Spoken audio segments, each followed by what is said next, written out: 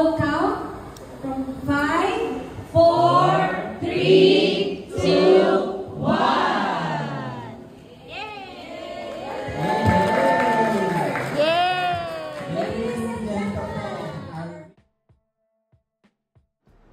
Hello, mga taga Victory Calapan.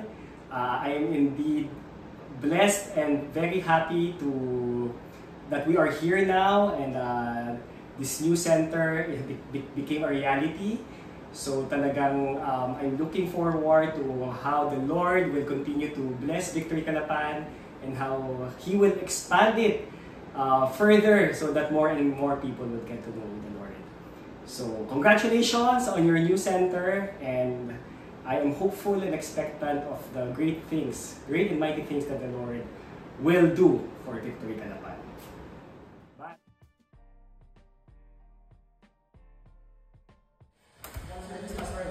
Hi, good afternoon. How are you?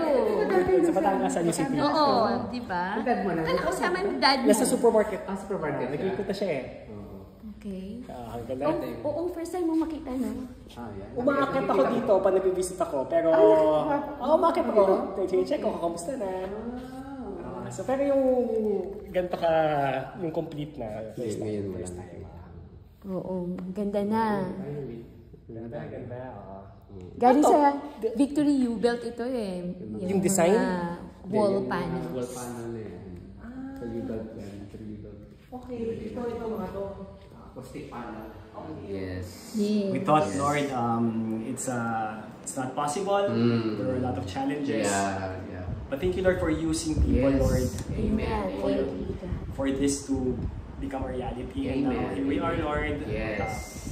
In this beautiful center, Lord, together with Pastor and his family, Lord. And we're just very expectant, Lord, of the things that Victory Center in Calapan, Lord, would contribute, Lord, for your kingdom. Amen.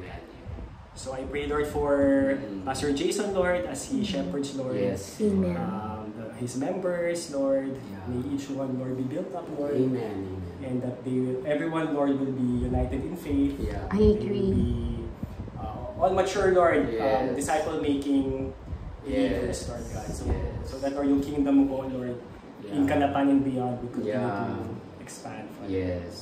So grant him wisdom, discernment, Lord God. Lord, may he always be truthful in his words, in his preaching your message, Lord God. So more and more people, Lord, would really come to know you. Amen. Thank you, Lord, again. We lift up to you, Lord, everything, Lord. Yes, God. And we treat everything as blessings, Lord. Yes. And we continue to live out, Lord, our purpose here. Yes. Thank you, Lord, in Jesus' name. Amen. Okay.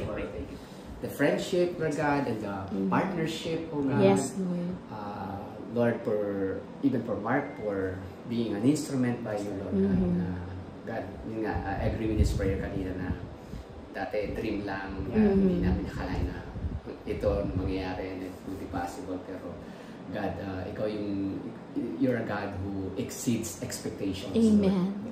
Sinabi mo na sa word mo na you can do immeasurably more than you could ever ask or imagine, Father God, in the name of Jesus. And I thank you for Mark, Lord God, for using him as an instrument, Lord God, na para mangyari ito na tanda ko pa yung dati na deadlock na, wala na, it's not possible na maging namin itong place na ito, maging sa'yo, Lord. But thank you na ginamit mo si Mark, Lord God. You spoke it to him.